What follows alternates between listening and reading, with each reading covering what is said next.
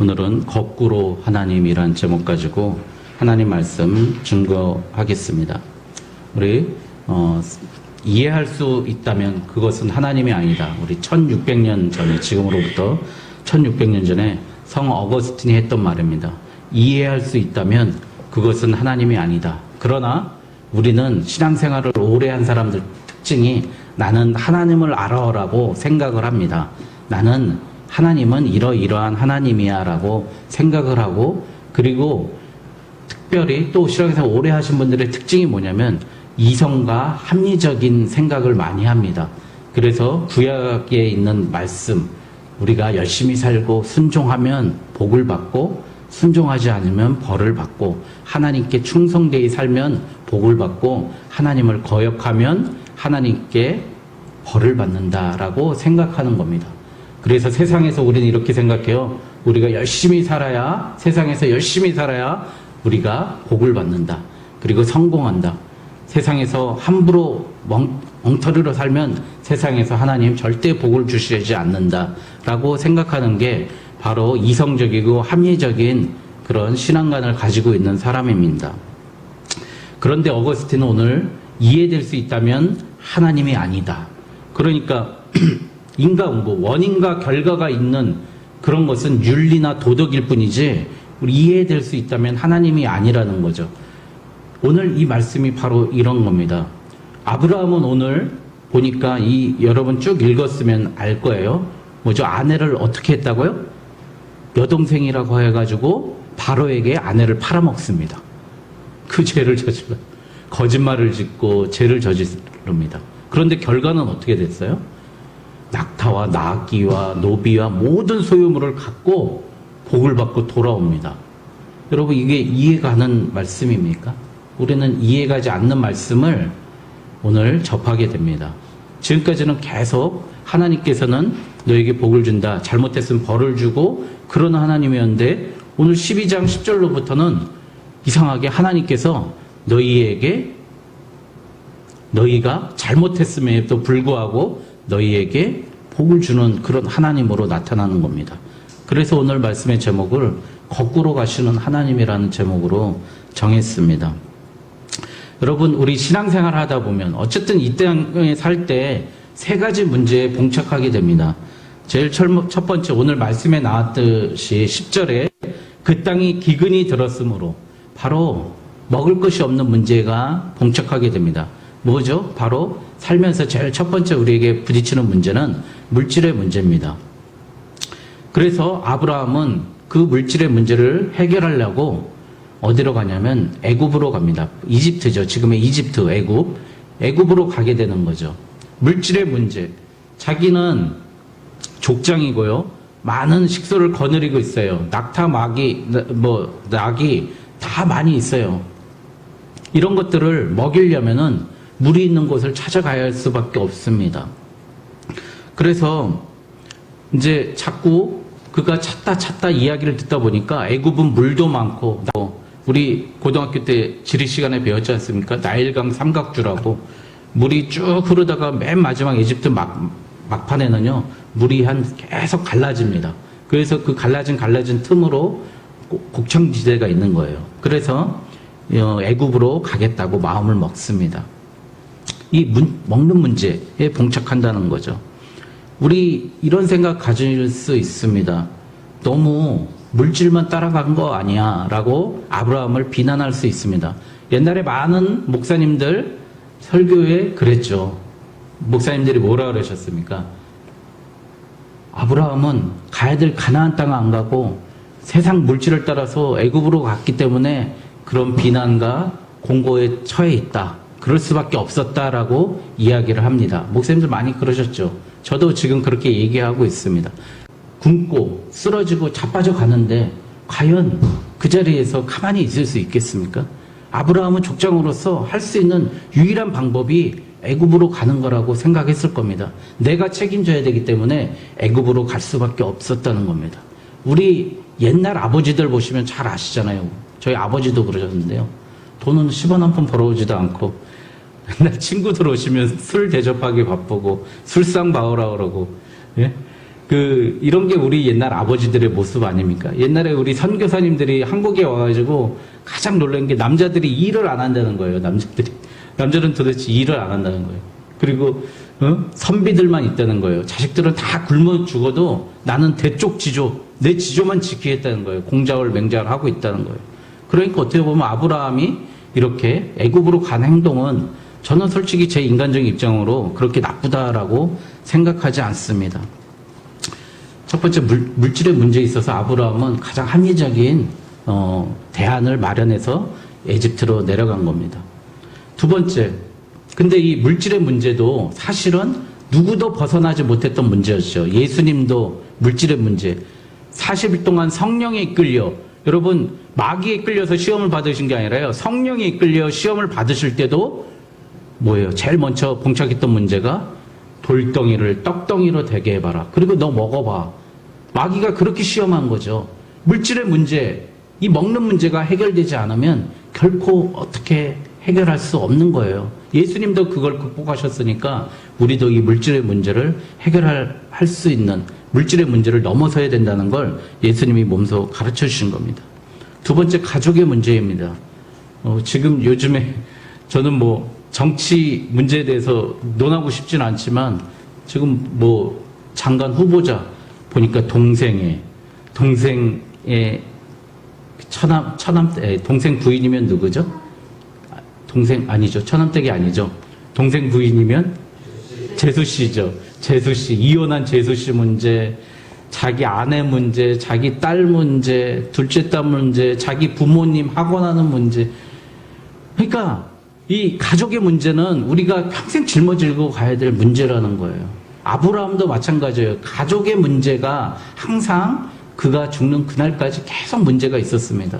처음에 자녀의 문제 때문에, 또 오늘 말씀에 나오는 사라의 문제, 아내를 어떻게 할 것인가. 그 다음에 하나님이 낳으라고 했는데 기다리라 했는데 어떻게 했죠? 자기 여종 하갈에게서 아이를 낳습니다. 그래서 어떻게 돼요? 이스마엘을 낳고요. 그 이스마엘이 여러분 잘 아는 이슬람, 지금의 이슬람의 조상이 되는 거예요. 이스마엘이 이슬람의 조상입니다. 그래서 코란에서는 이스마엘을 그 자기의 조상이고 믿음의 시초로 보는 것입니다. 그래서 가족의 문제를 가장 우리가 해결할 수 없는 이 삶 속에서의 문제로 보게 됩니다. 세 번째, 정직의 문제에 우리 삶 속에서 봉착하게 된다는 겁니다. 요즘에 우리 법망만 피하면 어떤 것도 괜찮아. 이런 게 우리 사회에 만연하고 있지 않습니까? 혐오스러운 말을 하고 장사하는 사람들은 계속 속이고 또 속지 않기 위해서 우리는 인터넷을 뒤지고 우리는 또 잘못되면 낚였다 그러고 그런 말을 하는 게 보면은 거짓인 줄 알면서도 내 이익을 위해서 구하는 모습. 바로 13절에 오늘 나온 그대는 나의 누이라 하라. 그러면 내가 그대로 말미암아 안전하고 내 목숨이 그대로 말미암아 보존되리라 하니라. 여러분, 근데 사실 아브라함은 사라하고요, 사실은 이복 사촌이었어요. 배 다른 형제였죠. 사촌 여동생이었어요. 10살 어린.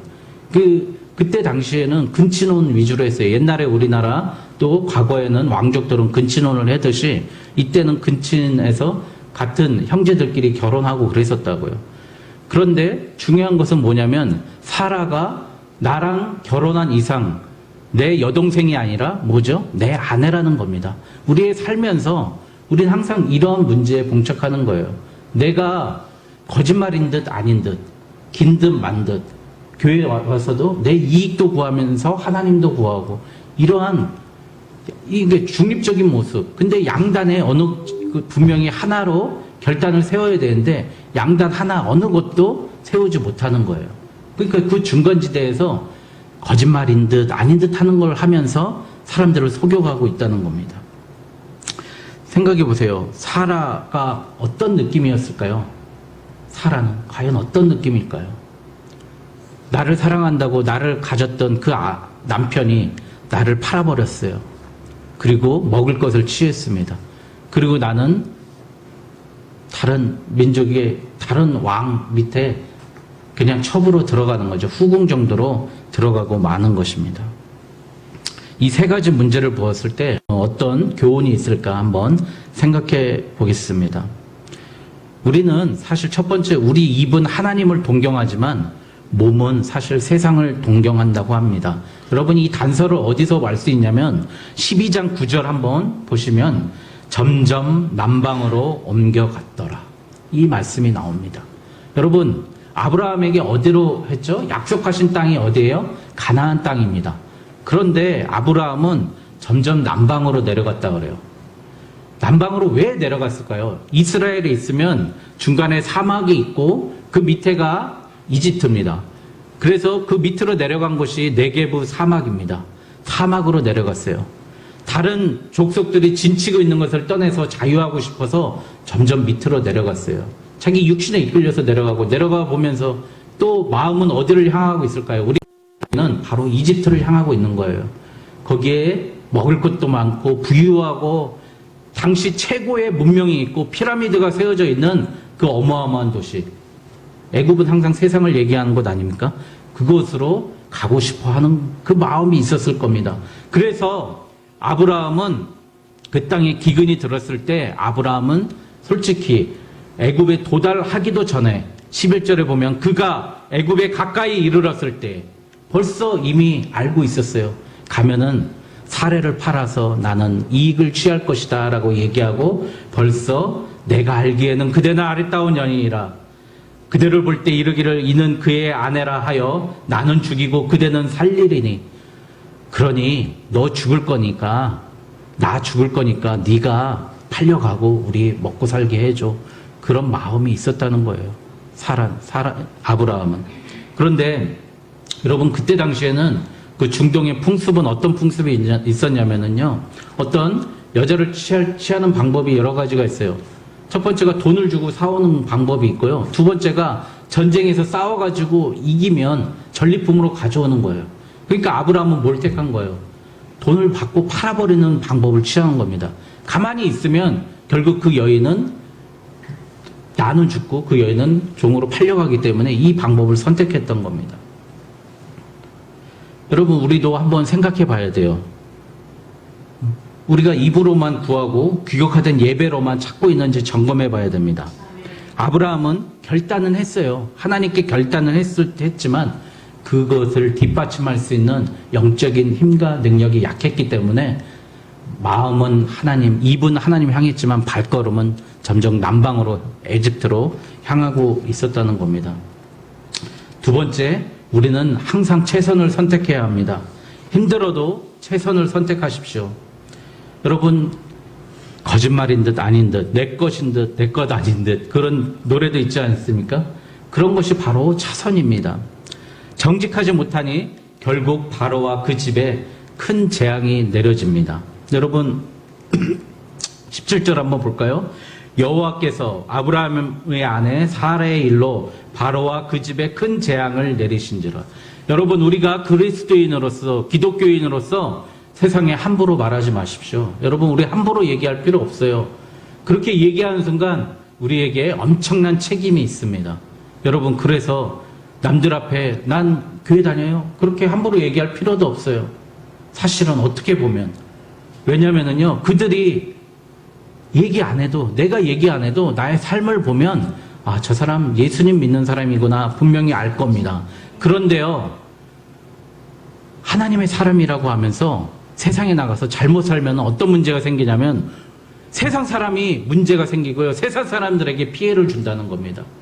여러분, 오늘 이 말씀이 바로 이런 거예요.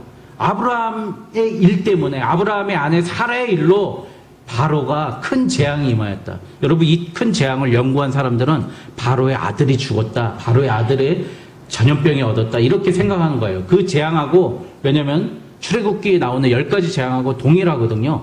근데 바로는 안 굽히잖아요. 바로의 뜻을 굽혔던 재앙이 뭐였죠? 그 아들을 죽이는 재앙 정도가 됐을 때 바로가 힘을 굽혔잖아요. 그러니까 그 정도의 큰 재앙이라면 아마 바로의 아들이 죽었거나 심하게 다쳤을 재앙이었을 겁니다. 여러분, 우리가 세상에서 똑바로 살지 못하고 똑바로 일하지 못하고 똑바로 말하지 않고 세상 사람들 속인다면 바로 세상이 피해를 입습니다. 우리 때문에. 오늘 이 얘기를 하는 거예요, 하나님께서. 우리가 그래서 세상에서 똑바로 얘기하고 정직해야 되고 거짓말하지 말아야 된다는 겁니다. 두 번째, 또 어떻게 돼요? 바로가 18절에 같이 읽겠습니다. 시작. 바로가 아브라함을 불러서 이르되 내가 어찌하여 나에게 이렇게 행하였느냐? 내가 어찌하여 그를 내 아내라고 내게 말하지 아니하였느냐? 여러분, 또 우리가 세상에서 똑바로 못 살면 어떻게 돼요? 세상이 우리를 책망하고 질책하고 비난합니다. 여러분, 지금 뉴스만 틀으면 깜짝깜짝 놀라요. 맨날 목사님이 왜 이렇게 뉴스에 한 커트는 꼭 나오죠? 여러분, 이제 세상이 우리 기독교인을 질책하고 비난하고 심판하고 있습니다. 여러분, 우리가 똑바로 살지 못하니까 우리가 세상한테 비난을 받는 거예요. 먼저 우리가 세상에 피해를 입혔기 때문에 세상이 우리를 비난하는 겁니다. 우리 때문에 마을이 살아나야 되고 가정이 살아나야 되고 회사가 살아나야 되고 동네가 살아나야 되는데 우리 때문에 다 망해버리는 거예요. 피해를 주는 거예요. 그런 그리스도인이라는 거예요. 여러분, 그렇게 살 바에 얘기하지 말라는 거예요. 밖에 나가서. 여러분, 정말 우리는 그러니까 우리 밖에 나가서요, 정말 조심해야 됩니다. 거기가 어떻게 보면 여기보다 더 중요한 하나님의 성전인 줄 믿습니다. 거기가 바로 삶의 자리인 줄 믿습니다. 그래서 유진 피터슨이라는 사람은 이음새, 시뮬러스라는 말을 많이 쓰는데요. 이 옷과 옷이 이렇게 접히는 부분 있지 않습니까? 여기가 이렇게 접혀요. 오버로크 접고 이렇게 약간 두꺼워요. 이 이음새가 없어야 그게 진정한 신앙인, 시뮬러스가 없어야 진정한 신앙인이라고 합니다. 이쪽은 나고요, 이쪽은 교회고, 이쪽은 세상이라면 세상과 나와 이 이음새가, 이 두꺼워지는 부분, 이 경계가 없는 사람이 진정한 영성이고 진정한 신앙인이라고 유진 피터스는 말하는 겁니다. 여러분, 그 이음새가 여러분들 너무 크지 않습니까? 내가 교회에서 하는 일과 세상에서 일이 너무 다르지 않습니까? 교회에서 보여주는 나의 모습, 세상에서 보여주는 나의 모습에 그 이음새를 점점 줄여가고 나중엔 그 경계를 없애는 게 우리의 바로 영성이라는 것입니다. 여러분, 그걸 꼭 아시기 바랍니다. 여러분, 더 창피한 것은, 여러분, 아브라함은 두려움 때문에 최초에 그곳으로 갔다는 겁니다. 여러분, 우린 사실 죽음의 공포가, 나를 죽일 것 같은 공포가 얼마나 많습니까? 아브라함은 그들이 나를 죽일 거라는 그런 공포심 때문에 결국 아내를 파는 방법을 채웠어요. 그런데 사실 하나님의 약속을 이미 들었던 아브라함, 너를 저주하는 자는 어떻게 해요? 저주를 받고, 너를 축복하는 자는 복이 되고, 분명히 말씀하셨잖아요. 누구도 아브라함을 죽일 수 없다고 하나님 약속했는데, 그러면 그 약속을 믿고 있어야 되는데, 아브라함은 나는 죽을 것이야 라고 하는 그 공포에 사로잡혀서 결국 이 엉터리 같은 일을 행하는 겁니다. 여러분, 어떤 심리학자가 연구했다고 합니다.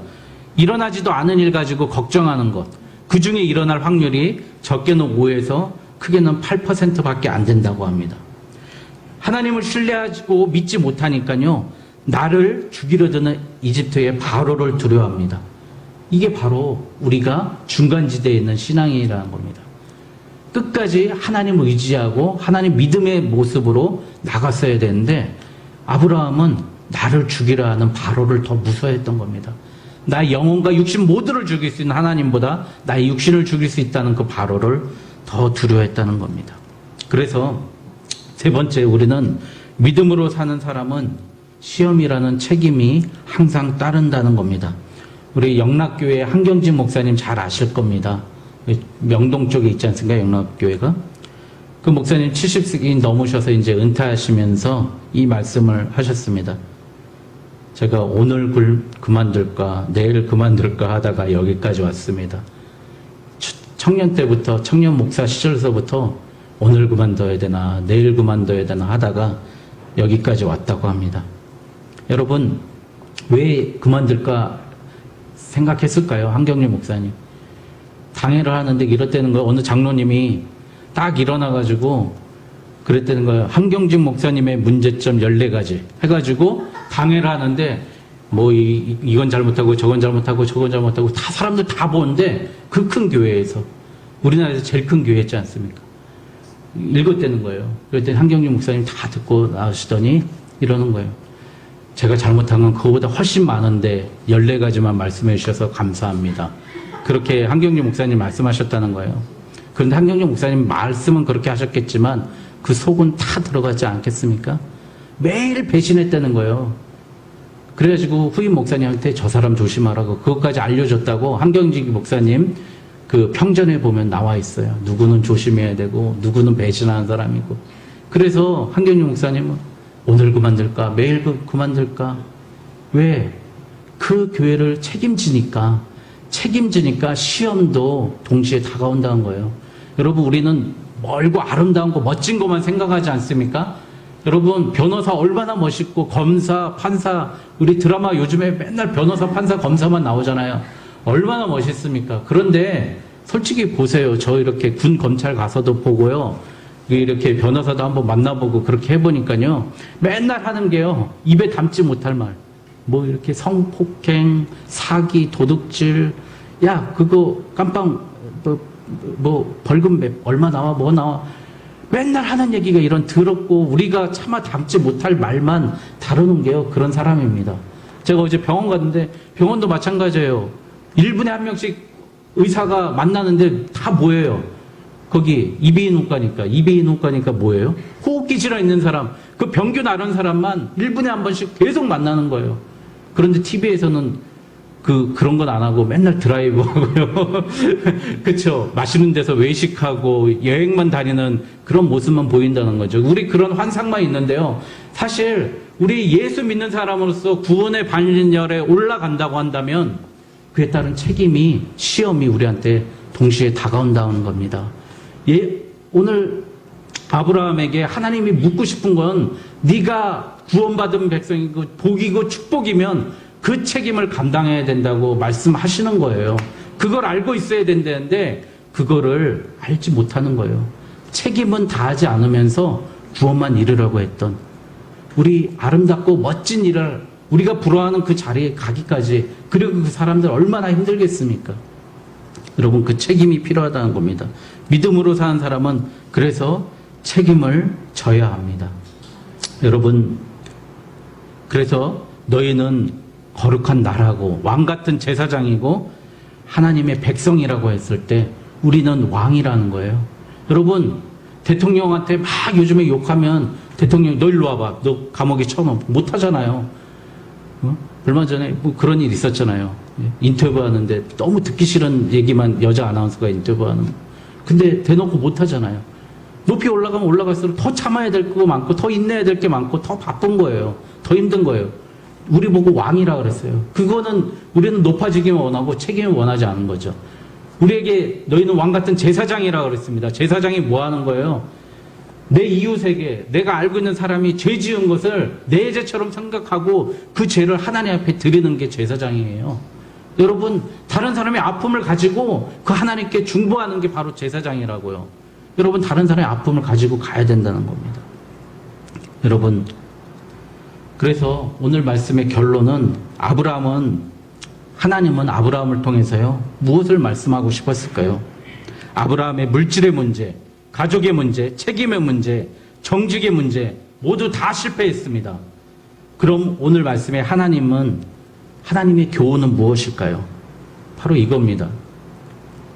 너의 생각과 힘으로는 그 문제를 해결할 수 없다는 겁니다.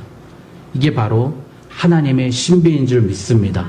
그래서 우리 이성으로 이해되는 건 하나님이 아니라는 겁니다. 아브라함은 죄밖에 짓지 않고 자기 아내까지 팔아먹고 거짓말까지 했는데요. 하나님께서는요 도리어 아브라함에게 복을 주신다는 겁니다.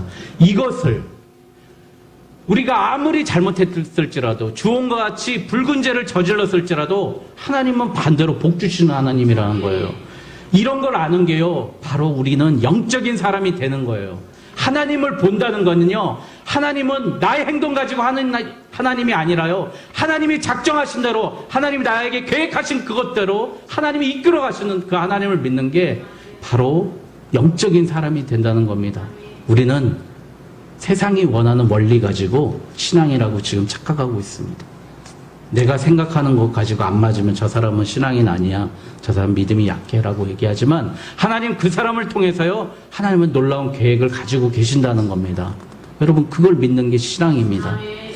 여러분 그래서 우리 1 더하기 1은 2라는 사고에서 벗어나야 됩니다. 너는 죄를 저질렀지만 나는 너를 구원하고 축복한다. 너는 나를 외면하지만 나는 결코 너를 외면하지 않는다. 나는 반드시 너를 축복하고 너를 구해낸다. 그 약속의 사인을 보여주신 사건이 바로 애굽에 빠진 아브라함을 건져내신 오늘의 사건인 줄 믿습니다.